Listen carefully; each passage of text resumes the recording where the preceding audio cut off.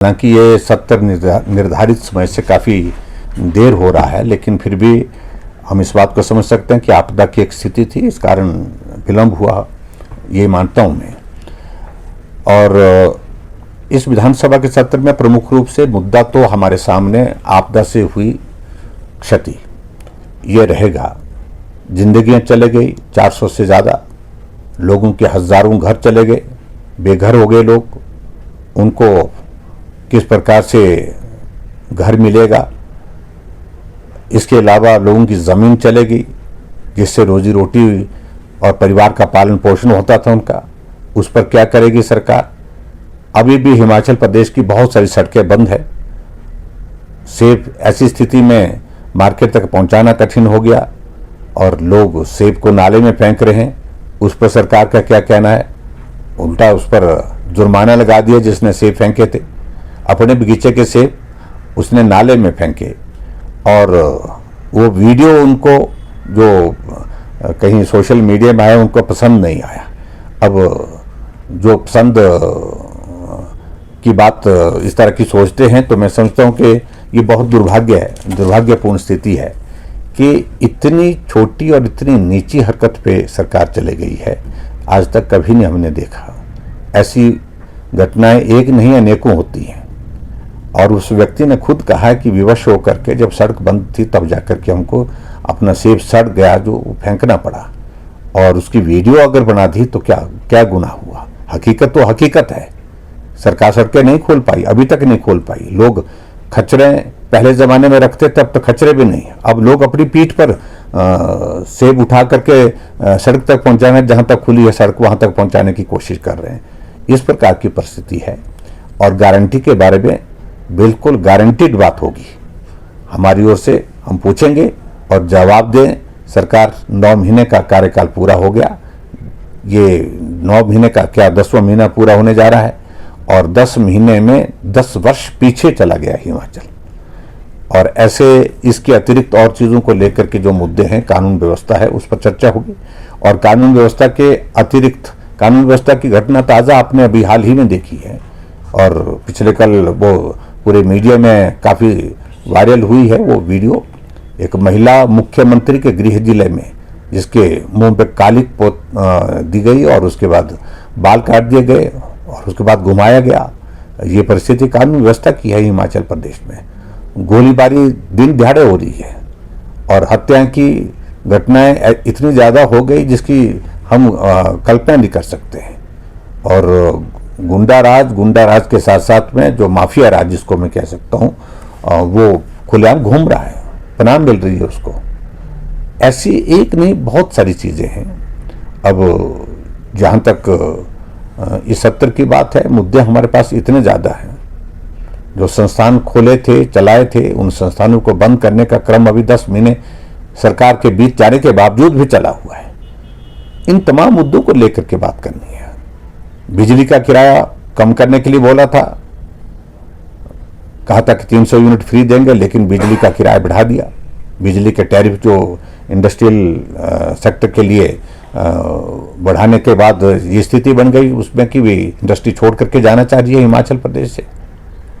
Diesel और petrol की कीमतें 7 रुपये इन 8 महीने में बढ़ा दी उनने, जबकि अंतर्राष्ट्रीय मार्केट में और पूरे देश भर में भारत में पिछले 1 साल से ज़्यादा समय से तेल की कीमतें नहीं बढ़ी है, लेकिन हिमाचल प्रदेश में बढ़ी है। व्यवस्था परिवर्तन यही है, नया दौर यही है।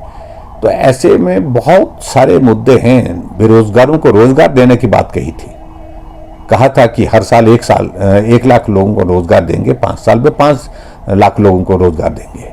10,000 से ज़्यादा कर्मचारी जो आउटसोर्स पे लगे थे, जिनने कोविड में अपनी ज़िंदगी को संकट में डाल करके काम किया दूसरे की ज़िंदगी को बचाने के लिए, आज सड़कों पर उनको फेंक दिया है। ये तमाम मुद्दे हैं जिन मुद्दों पर चर्चा करेंगे। कोई इसमें आपत्ति थोड़ी है। इसमें मैं पहले ही कह रहा हूँ, स्पष्ट कह रहा हूँ कि हमने हिमाचल प्रदेश में काम किया है और हिमाचल प्रदेश में जो विकास 5 वर्ष में हुआ है, लोग आज उसको याद कर रहे हैं। कोविड के बावजूद सड़कों का काम चला हुआ था, भवनों का काम चला हुआ था, हर तरह से विकास के कार्य चले हुए थे।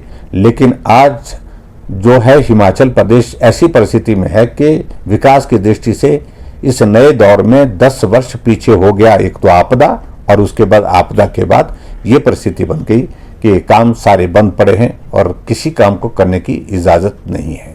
कह रहे हैं कि पैसा नहीं है, और मुख्यमंत्री ने तमाम बातों को लेकर के जवाब दें। जहां तक श्वेत पत्र की बात है, मुझे मालूम है क्या करेंगे, प्रधानमंत्री जी के दौरे का जिक्र करेंगे कि खर्च कर दिया उस पर, और मुझे मालूम है क्या करेंगे, जिक्र करेंगे 75 ईयर्स ऑफ हिमाचल प्रदेश हमने एक इवेंट के रूप में मनाया, लोगों को उसके साथ कनेक्ट किया, उसका जिक्र करेंगे। हमने इन्वेस्टर्स मीट की है, उसके बारे में बात करेंगे। कल क्या बात होनी है, परसों क्या बात होनी है, उसमें जब भी आएगा वो श्वेत पत्र में पहले ही कह रहा हूं, लेकिन काम किया है। हमने बल्क ड्रग फार्मा पार्क लाया, पूरे देश में 3 मिले और एक उनमें से हिमाचल प्रदेश के ऊना में मिला। हमने मेडिकल डिवाइस पार्क लाया, 3 मिले पूरे देश भर में, एक हिमाचल प्रदेश में नालागढ़ में लाया। और यहां आज दौर ऐसा है कि जिस तरह की यहां पर जो दादागिरी चल रही है, जो इंडस्ट्रियलिस्ट को तंग किया जा रहा है, परेशान किया जा रहा है, अंधाधुंध वहां उनको परेशानी के इस दौर में से गुजरने के बाद वो विवश होकर के हिमाचल से पलायन कर रहे हैं। बहुत सारी इंडस्ट्री चले गई और बहुत सारी इंडस्ट्री जाने की तैयारी कर रही है। जायज है आपको देखिए, इससे कुछ नहीं फर्क पड़ने वाला।